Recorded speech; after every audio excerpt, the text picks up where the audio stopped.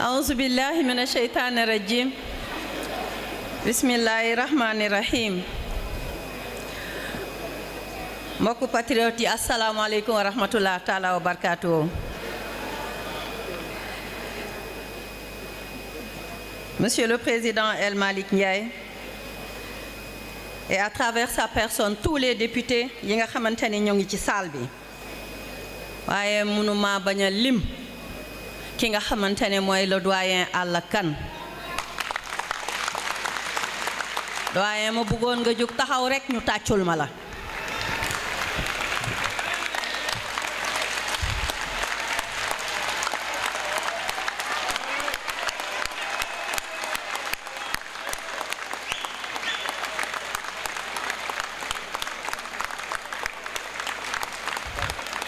C'est une fierté de te voir à nos côtés ndax feccu liir bu neexee ndey ji moo téye ci loxo yi waaye ñun sunu baay moo ñu téyal sunu loxo tamit li tax ma koy wax toujours duma ci sonn nag duma ci taay ndax loolu mooy rôlu jigéen ci biir kër jigéen mooy yor pusoom di nas jigéen mooy defar jigéen mooy dundal looloo waral it ngeen gis ma am lu ma fi def léegi ci ay xéewal ndax bëgg rek kër gi neex bëgg kër gi am jàmm bëgg kër gi naat mais xam nañu bu jotee ni dañuy politique mais xam nañu bu jotee tamit am nañu mission régalienne mais tey Maimouna Dièye bii ngeen gis dafa ñëw pour politique. politique boobu nag dama ci ànd ak sama leader sama càmmiñ sama xarit sama lépp ndax dama sey ci moom muy le président Ousmane Sonko. Ousmane dama sey ci moom ba amuma ci moom sago moo tax ma jug léegi yëngal ndax maa ngi naan boo moytuwul mi ngi ñuy seetaan te gis na ni salle bi selew na looloo tax ma jug yëngal di wax ni à travers l'Assemblée nationale monsieur Mayaba Mbaye mi nga xamante ni honorable député yàlla dogal na mu jiite magi Pastef national mais maa ngi nuyu Mbène Faye honorable député 4e vice-présidente de l'Assemblée nationale Marie-Hélène Diouf honorable députée de Gorée dégg naa fi Aïcha Touré maa ngi koy nuyu honorable député questeur mi nga xam ne ci diaspora bi la jógee ak député yi fi nekk yépp te gisuma leen mais j'ai vu mon frère coordonnateur léegi nii mais di wax ni maa ngi nuyu monsieur le ministre Mountaga Diawo mon frère et ami di nuyu nag Linguère Yacine Fall madame la ministre garde des Sceaux Linguère Yacine Fall xam ngeen lu tax ma koy woowee Linguère Yacine Linguère pire ngi nii maak moom bu ñuy dajee même en conseil des ministres Linguère la may wooye ma wooye ko Linguère parce que le mot Linguère signifie quelque chose chez nous di wax ni rek maa ngi nuyu sama doom sama xarit monsieur le directeur coordonnateur national de la JPS Ngagne Demba Touré à travers Ngagne Demba toute la JPS de Dakar parce que tey waa Dakar ñoo aye seen coordonnateur Serigne Mor Bousso mi yàlla dogal ni moo leen jiite ci Dakar nekk sama doom nekk tam sama ministère il est le directeur de l'équité territoriale du nuyu nag waa Mojib ana ngeen ana jigéeni Pastef man gisuma leen de ana ngeen waa Mojib maa ngi leen di jox seen wàccuwaay gàcce nga laama kenn du yéen ci seen teewaay may joxe rek ñaari tur parce que mënuma lim ñëpp muy Marème Soda Dari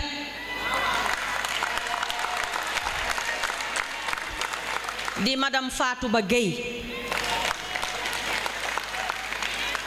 di nuyu nag les 19 coordonnateurs communaux du département de Dakar bëggoon naa lim tur yi mais foog naa ni Kordo Abbas dina ko def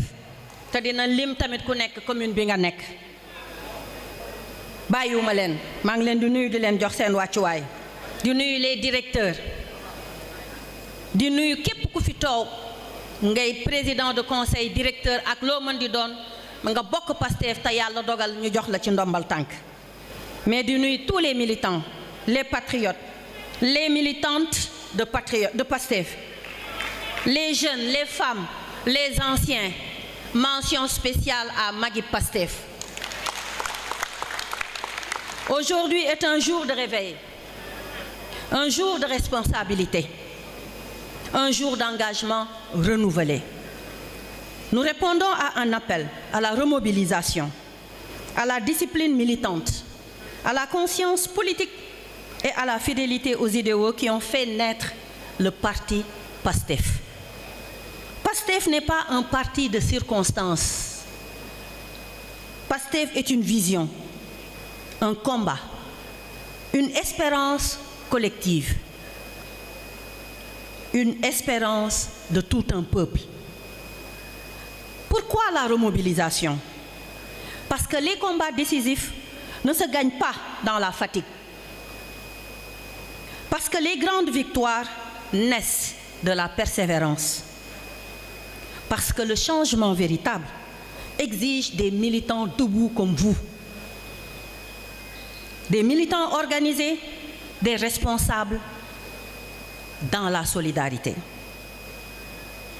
Dakar a toujours été un bastion de conscience, un laboratoire de résistance, un territoire d'idées et d'action. Dakar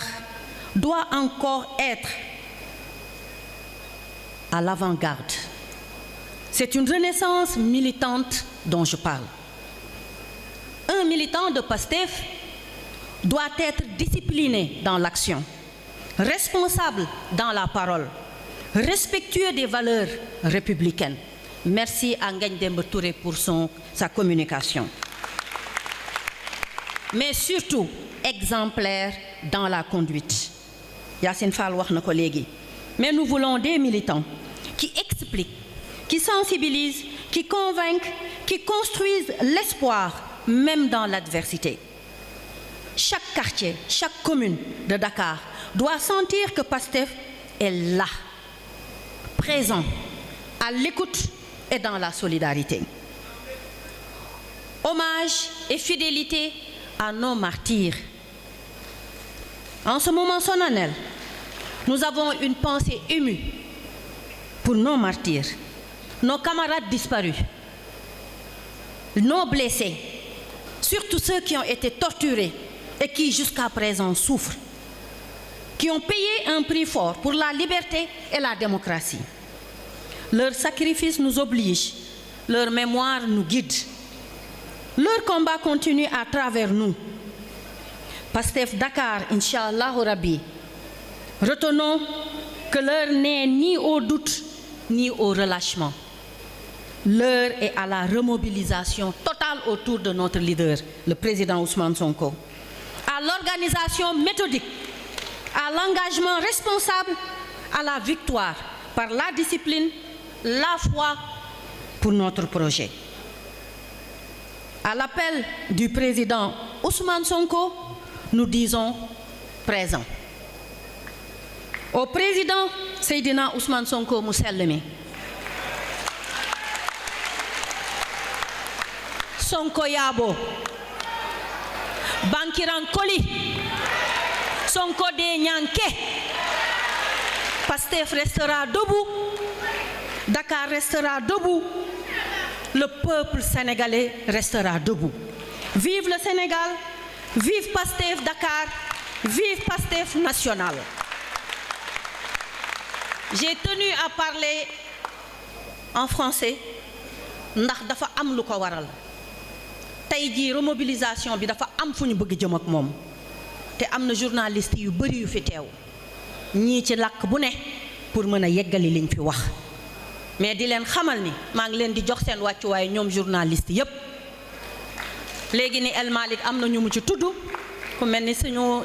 frère Khadim Diop ak ñi ñu àndal ñëpp di liggéey di défendre projet bi ak di dooleel le président Ousmane Sonko. Ma ñëw nag ci suma frère monsieur le maire Abass Fall. Abass jugal taxaw.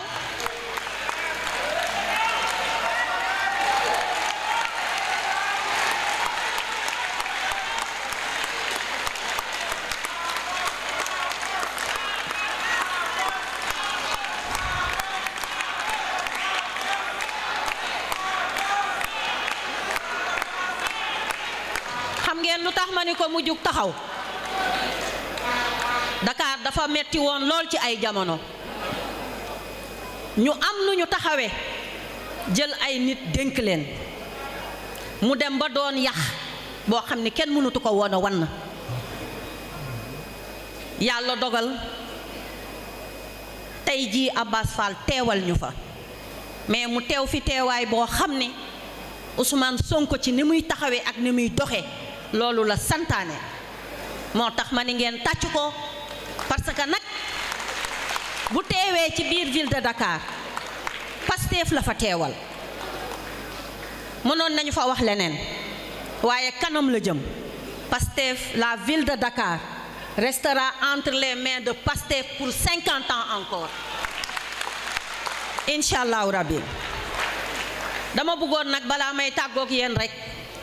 am ñaari baat yu ma sànni sur le plan politique ndax ku ma gis xam ni fan yi liggéey bi jàpp na ma jàpp na sama morom ba ñi nga xam ne ñu ngi ci bopp koñ bi lakkal ñu parce que ñoom sonaluñ ñu mu jaaxaluñu ñu mais dañ ñoo lakkal ay lakkale lañu yenn saa yi ñu wax nga bëgg tontu mais liggéey bi day metti metti boo xamante ni doo ko tal sax waaye nag ñoom xam nañ ci ban situation la ñu bàyyi réew mi kon bu ñu sëggul ci liggéey bi bañ leen a lijjanti antan nañ topp leen ba duñu liggéey li nga xamante ni moom la askan wi di xaar ci ñun looloo tax ñun ñu dàq leen a xeex gën leen a am fit ëpp leen doole ba pare toog di leen seetaan sunu xëy xajul ci ñoom sunu xëy xajul ci ñoom ñoom ñépp nag ak ni ñu toll ba mu mettee ñu nekk ci opposition lañ leen jaaxal kon du tey jii nga xamante ni jël nañu pouvoir mais dañoo xam seen façon dañu xam fi ñu bëgg a jëm ak ñun dañu bëgg a distraire et on l'acceptera pas ñi mujjee wax fan yi am na ku ci taxaw naan réew mi bu dee situation bi amul stabilité am na foo xamante ni dañ koy dénk armée bi mag day ñaw mag day nas mag day defar mais mag du yàq waaye may li ma wax rek bu ñu leen toppee duñu dem te ñun li ñuy xaar xam nañ ko incha allah Pastef forever Pastef dina toog ci réew mi ba defar ko comme ni ñu ko yàlla sante parce que yàlla nag mooy fal yàlla moo fal Ousmane Sonko moo tax ma ni ku nanguwul li yàlla dogal man dama koo yërëm dama leen a yërëm moo tax bu ñu leen lijjanti nañu ànd liggéeyal gouvernement bi mais liggéeyal parti bi El Malick wax na léegi ci mbiru parti bi nga xamante ni parti unique lay doon du dañu ne dañoo bëgg a imposer nit ñi Pastef mais Pastef modèle bi mu doon mën naa yor réew mi fii ak juróom fukki at te fan la ñuy mujjee ak moom mu nekk fi moom kese di tànn ñi gën ci parti bi ñu leen fiy teg ñuy liggéey bi ni mu waree Sénégal jëm kanam Sénégal naat ñoom ñi nga xamante ni seen bopp lañ fi nekkal xam nañ leen di xaar ñu jëlee leen fi parce que seen intérêt kese la ñuy xooluñu intérêt sénégalais yi donc restons solidaires restons lucides restons conscients te ñu jàppale nag kii nga xamante ni sonn na lool mu wax ko mu bañ ko wax muy sunu leader ndax li ñuy teg ci kawam mu di ko muñ metti na te pourtant mënoon na def ni ñoom mais ñun ñii ñooy dooleem kon ñun ñi nga xamante ni moo ko ñun gëm nañ ko nañu jàppale Ousmane Sonko mu yeggali ak sagoom nañu jàppale Ousmane Sonko moo fi ne Ousmane moo fi ne Ousmane moo fi ne wax day jeex jërë ngeen jëf wa salaam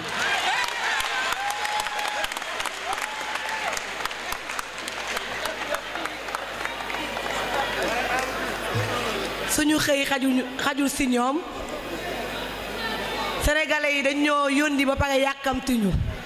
que ceux qui ont des oreilles pour entendre entendent. dañuy seetaan benn film bu détenu yi nga xamante ni ñoom la ñu njëkk a jàpp le 8 février buñ ci paree ñu dalal borom Ndakaaru monsieur Abass Fall monsieur le maire Abass Fall ñu teewlu film bi merci.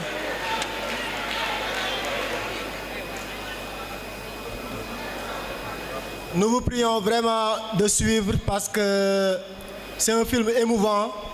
am na ñu jóge fu sori film bi moo leen fi indi ndax lu am solo la ñu ngi leen di ñaan ngeen teewlu ko bu baax a baax.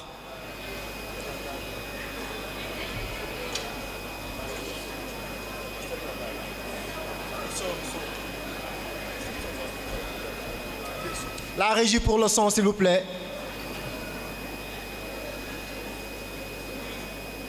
La régie pour le son.